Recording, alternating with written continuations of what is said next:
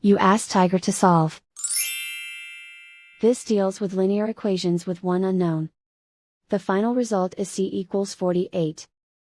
Let's solve it step by step. Swap sides. Group all constants on the right side of the equation.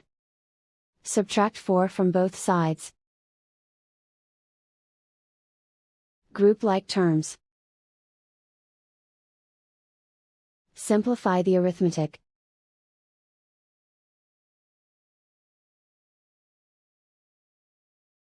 Isolate the c. Multiply both sides by inverse fraction 6/5.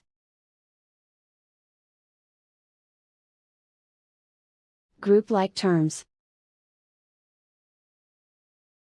Multiply the coefficients. Simplify the fraction.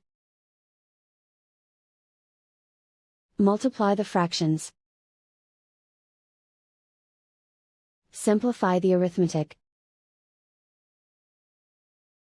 And so the final result is c equals 48.